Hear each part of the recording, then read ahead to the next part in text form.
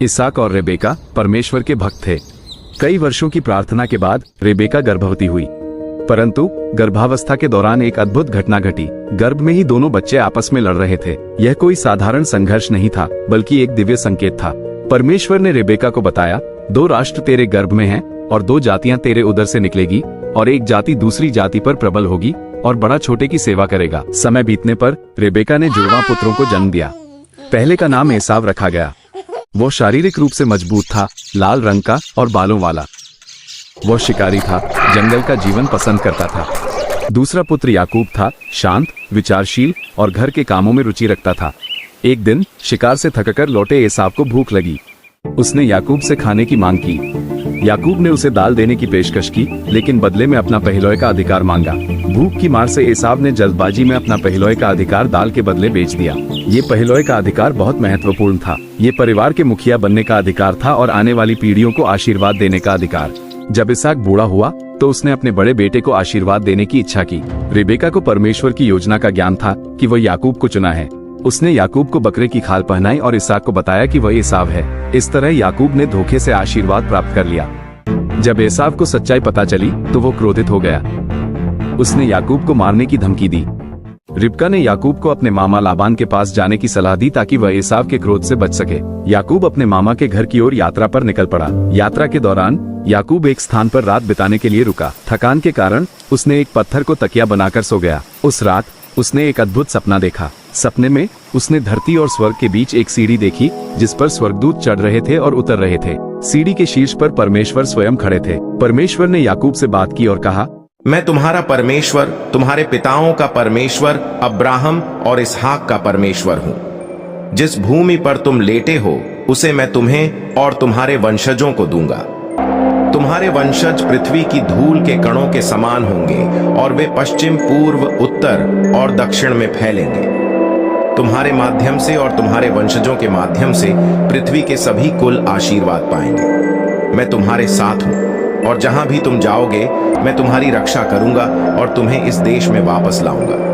मैं तब तक तुम्हें नहीं छोड़ूंगा जब तक मैंने वह सब पूरा न कर लिया जो मैंने तुमसे वादा किया है।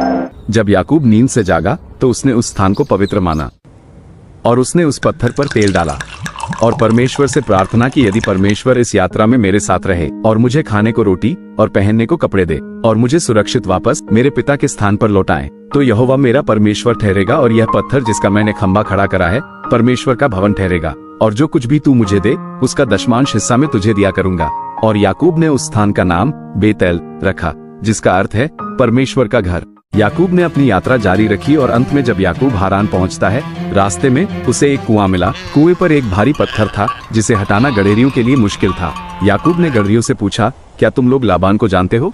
गडरियों ने उत्तर दिया, हाँ, हम उन्हें जानते हैं। और वह देखो, उनकी बेटी राहेल अपनी भेड़ों के साथ आ रही है। तभी याकूब की नजर राहेल पर पड़ी। वह बेहद खूबसूरत थी और अपनी भेड़ों के साथ कुएं पर आई थी। याकूब ने तुरंत कुएं का पत्थर हटाकर उसकी भेड़ों को पानी पिलाया। याकूब ने राहेल को बताया कि वह उसका फुफेरा भाई है और रिबका का बेटा है। राहेल बहुत खुश हुई और दौड़कर अपने पिता लाबान को यह खबर सुनाई। लाबान भी याकूब से मिलकर बहुत खुश हुआ और उसे अपने घर ले आया। याकूब ने राहेल से शादी करने का फैसला किया, लेकिन लाबान ने याकूब से कहा कि उसे राहेल से शादी करने के लिए 7 साल तक उसके लिए काम करना होगा। याकूब राहेल से इतना प्यार करता था कि उसने बिना किसी हिचकिचाहट के हाँ कर दी। राहेल से शादी करने के लिए वो 7 साल तक लाबान के लिए काम करता है।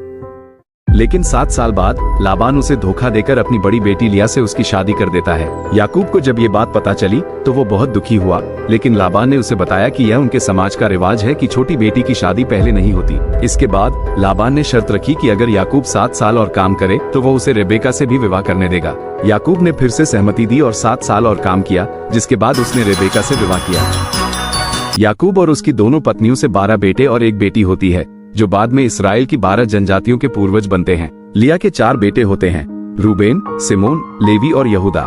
राहेल बांझ होती है, इसलिए वह अपनी दासी बिल्हा को याकूब को देती है। बिल्हा से दान और नप्तली नाम के 2 बेटे होते हैं। लिया भी अपनी दासी जिल्पा को याकूब को देती है, जिससे गाद और आशा नाम के 2 बेटे होते हैं। लिया के 2 और बेटे इस्साकर और जबूलून और एक बेटी दीना भी होती है। अंत में राहेल याकूब की सबसे प्रिय पत्नी थी और उसने याकूब को 2 बेटे दिए, यूसुफ और बिन्यामिन। परमेश्वर की कृपा से याकूब के पास बहुत सारे पशुधन हो जाते हैं और वह धनी बन जाता है। याकूब को लगता है कि लाबान और उसके बेटे उससे ईर्ष्या करते हैं। परमेश्वर उसे अपने जन्मस्थान लौटने का आदेश देता है। इसलिए याकूब अपनी पत्नियों, बच्चों और सभी संपत्ति के साथ चुपचाप हारान से निकल पड़ता है। लाबान याकूब का पीछा करता है, लेकिन परमेश्वर लाबान को चेतावनी देता है। अंत में दोनों एक दूसरे से वादा करते हैं कि वे एक दूसरे को नुकसान नहीं पहुंचाएंगे। कुछ दिन बाद याकूब ने सुना कि उसका भाई एसाव 400 आदमियों के साथ आ रहा है। उसने डर के कारण अपनी पत्नियों, बच्चों और संपत्ति को 2 भागों में बांट दिया। उसने यब्बोक नदी के पार अपनी पत्नियों, बच्चों और बाकी परिवार को भेज दिया और खुद अकेला रह गया। याकूब ने प्रार्थना की, हे अब्राहम के परमेश्वर और इसहाक के परमेश्वर, हे यहोवा, तूने मुझसे वादा किया था कि मैं अपने देश और अपने जन्म स्थान लौटूंगा और तेरा भला करूंगा। तूने मुझ पर जो बड़ी कृपा की है, मैं उसके योग्य नहीं हूं। मैं एक लाठी लेकर यरदन नदी पार की थी और अब मेरे पास 2 शिविर हैं। मेरे भाई एसाव से मुझे बचा, क्योंकि मुझे डर है कि वह आकर मुझ पर और मेरी पत्नियों और बच्चों पर हमला करेगा।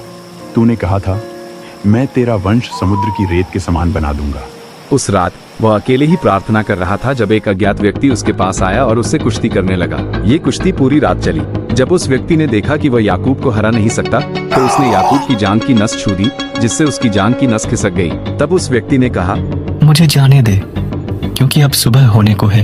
याकूब ने कहा, मैं तुझे तब तक नहीं जाने दूंगा जब तक तू मुझे आशीर्वाद न दे।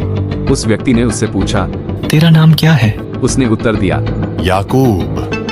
तब उस व्यक्ति ने कहा, अब तेरा नाम याकूब नहीं, अब से इस्राएल होगा, क्योंकि तूने परमेश्वर के साथ संघर्ष किया है और जीत हासिल की है। याकूब ने उस स्थान का नाम पनीएल रखा, क्योंकि उसने कहा, मैंने परमेश्वर को सामने से देखा और फिर भी मैं जीवित हूँ। याकूब ने अपने परिवार को व्यवस्थित किया और एसाव के सामने 7 बार झुककर अपना सम्मान प्रकट किया।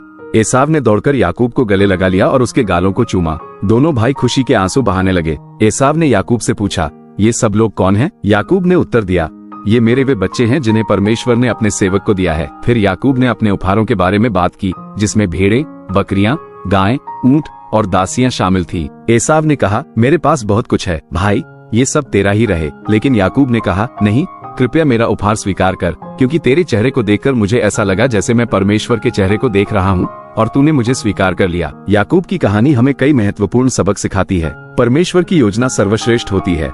याकूब के जीवन में कई उतार चढ़ाव आए, लेकिन अंततः परमेश्वर की योजना सफल हुई। धोखा और गलतियां हमें बदल सकती हैं।